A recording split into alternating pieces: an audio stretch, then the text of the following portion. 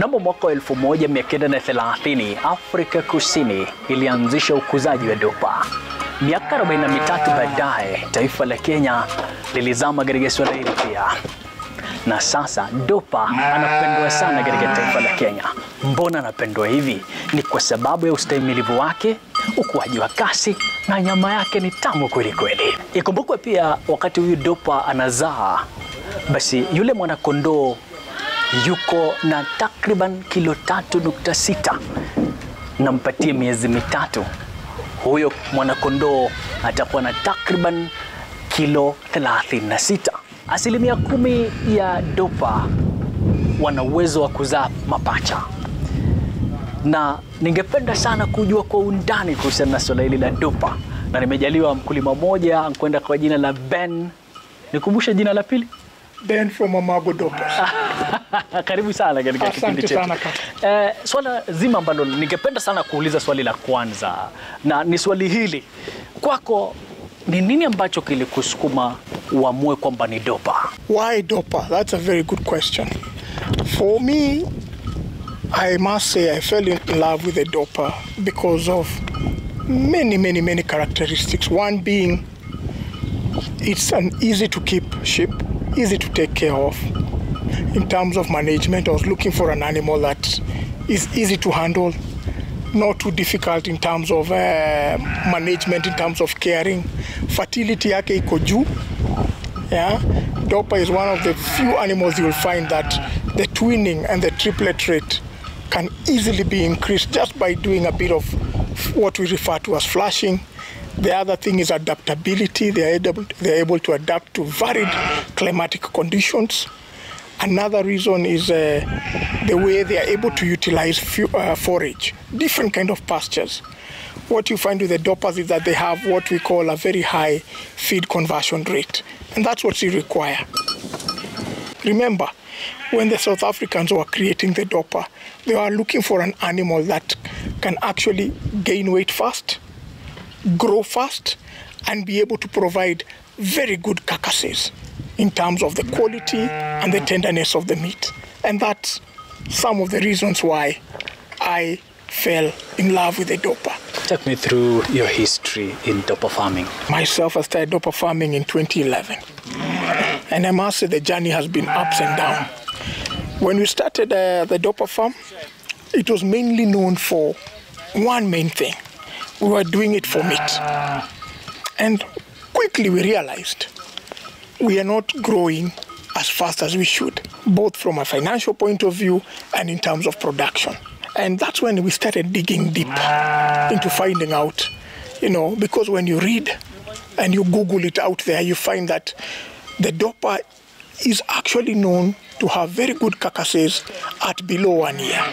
But what we were finding out at our farm then is that it was taking us 1 year, 3 months just to get a carcass of anything between 17 and 21 kgs, which clearly told us we're in the wrong track. And that's when we went back and retraced the steps in terms of where does the Dorper come from. You realize the Dorper is actually a crossbreed between the Dorset horned ram from England and the black-headed Persian. That's why the name Dor coming from Dorset and the Pa from the Persian. And this sheep was mainly bred to give you high-quality carcasses, a sheep that is easy to take care of, and also a sheep that is very good in terms of utilizing the pastures that it is in, and converting those pastures into nyama. Correct? And that's when our research took us back to South Africa, because we were seeing our fellow farmers in South Africa, it was taking them 5 to 6 months to get carcasses of anything between 18 to 25 kgs, whereas it took us double, if not triple the time. And that's where our second phase of our journey started, seeking better genetics. Because I can tell you from the onset, if you are going to be in Dorper farming, and I would want to believe in any kind of farming, there are 4 things you need to take care of. What we refer to as the critical success factors, ambazo zitakuwezesha kuboresha ukulima wako. Kwa Dorper kitu ya kwanza ni nini? Genetics. You have to have very good genetics. Ya pili feed. You have to have a feed strategy that complements those genetics. Ya tatu ni mambo ya management. Nani wanachunga wanyama wako? Who's taking care of your animals? You see? Hii ni moja ile kazi wezi sema niko na ndugu yangu nyumbani hakuna kitu anafanyanga wacha nimpatie hii. That is if you want to succeed. So competence training is something that you need to look at. The fourth item that you need to look at is technology. How do you use technology to marry into the other three factors? Kwa hivyo kukurudisha nyuma kidogo turudi 2016. Hiyo ndio ilikuwa mara yetu ya kwanza kusafiri kule South Africa. Na hapo ndio tukaona kondoo hatujaiona maishani. Tukikompea na ile tulikuwa nayo pale nyumbani, kwa kweli nikaagiza na mchana. And we took the bold step then to acquire some genetics in terms of rams and ewes to come and improve our tulikuwa nao hapa nyumbani. Na hapo ndio safari yetu ilianza kubadilisha mbegu yetu. Na kwa sasa tunaweza sema baada ya miaka karibu 6 kuwa kwa hiyo kazi na kwa hiyo safari, tunaweza sema kweli tumeona mabadiliko.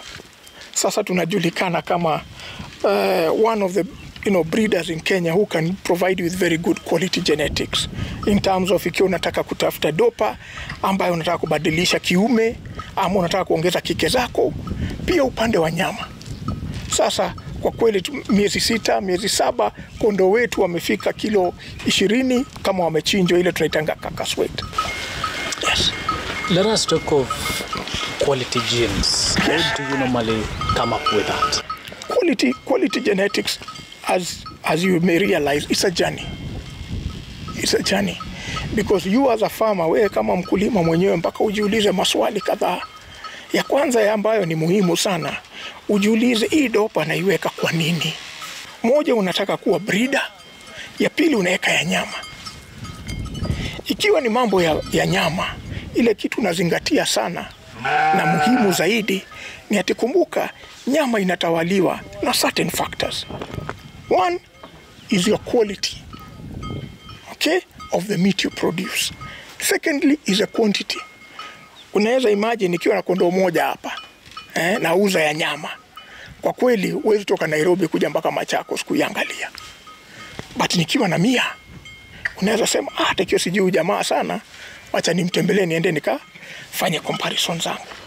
Yes. But pia changamoto tumekuwa nazo. I think changamoto zetu zimekuwa in different aspects. Moja, kwa ukweli kusema, ni mambo ya labor. Yeah?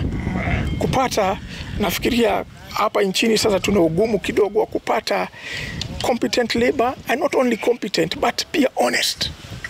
Ya pili ni the climatic change.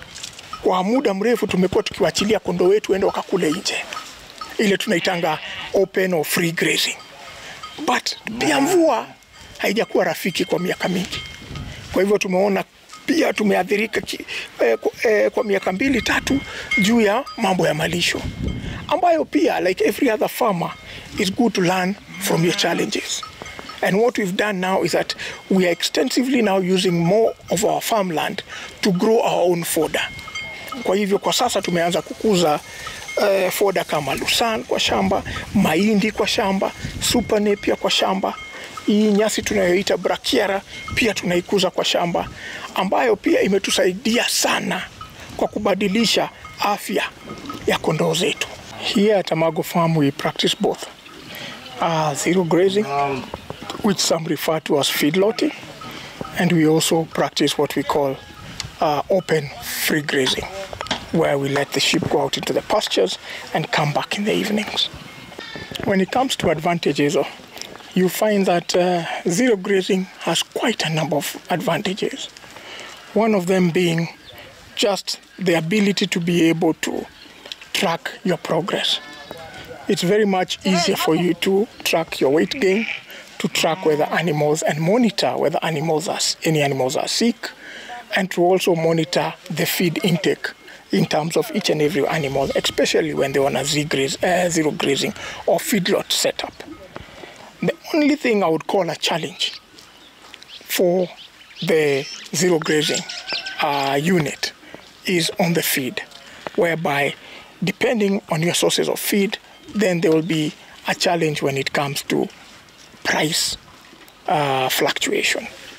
That is the only challenge. But if you are able to source very well, and I was told to pick one between open and open free grazing and zero grazing, I would go for zero grazing. The biggest advantage of zero grazing, open free grazing on the other hand, is it offers you the feeling, because I call it mostly it's a feeling of affordable way of farming, because you release the animals into the pastures. The biggest assumption one makes is that your pastures are rich, that they will be able to offer you what we refer to as a balanced diet for your sheep. And in most cases, and the past drought has taught us, that is not the case. You will find you will have good green pastures when it has rained, but after that you start struggling. Because remember, for the sheep, a sheep eats about 4% of its own body weight. So a 50 kg live weight sheep eats about 2 kgs of feed. So, and they also take in about 3 to 4 liters of water every day. So that gives you a perspective of what you need to do in terms of which method you choose. You should ask yourself the questions, is whatever method I'm choosing, is it best for my animal? If it's zero grazing, kumbuka ndio baba na mama, mpaka watafutie chakula. Una hiyo uwezo? If you go the free grazing way, sawa, umesave hiyo noti kwa mfuko, lakini kwa kweli umesave. Ikiwa mnyama ataenda uko mbele, anakuwa wasiwasi in terms of weight gain, in terms of immunity, namletea shida hapa na pale, ugonjwa zinaanza kumkaribia. So I think for us farmers, we need to really interrogate whatever method we are going to choose in terms of what is the best for me as a farmer in my current environment. When it comes to training, we value training here at Amago Dorpers to the extent that it doesn't stop with our colleagues. No, even to us as the business owners, we also value training. Last year in September, I attended the Dorper course in South Africa at a place called Rustenburg, a 5-day training. And I must say, it was a kind of training that is not only life-changing from an educational point of view, but also it offers you a lot of practicality in terms of you as a business owner, what you can do at your farm. And I'm happy to say that in the month of November, we will hold a conference training here. And the same trainer, who is an international judge and inspector of Dorpers, Mr. Phil Rawlings, will be coming here to train other farmers. And for us, as I mentioned earlier, we are all about creating a platform where we not only share the genetics, but we also share the knowledge with fellow farmers. Nilidhani kwamba utaguzia masuala ya pesa pia kuhusiana na Dorper. Kwa kusema kweli, ndugu yangu, tukiangalia ufugaji wa Dorper, ukiufanya vizuri, nafikiria bila kusema mengi, pesa yafuata. Lakini ile kitu ya muhimu kufanya kwanza, changamoto kubwa is please equip yourself with enough knowledge, enough competence, and the rest will follow. Kondoo aina ya Dorper hupendwa sana katika taifa la Kenya, na kiukweli umefahamu mengi kumhusu huyu Dorper. Lakini kuna mengi yanayokuja, yote 9, 10 ni kwamba wiki inayokuja kuna mengi yanayomhusu Dorper. Usitake kuondoka.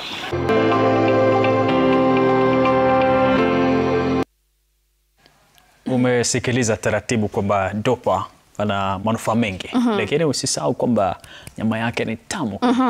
Na unajua tunaelekea msimu gani? Christmas. Wakati ambapo nyama iko kila mahali, Dorper is definitely going to be part of the menu, but so much to learn on the advantages of Dorper. And we are not yet done with that conversation, because after the break that we are about to take shortly, we will be joined by a guest who will shed more light on what we need to know when it comes to rearing Dorper in Kenya. But in the meantime, how about you talk to us across all our social media platforms on Instagram at Kenya's Gold. Our SMS line is 22422 and our email is Kenya Kenya's Gold at royalmedia.co.ke. See you after the break.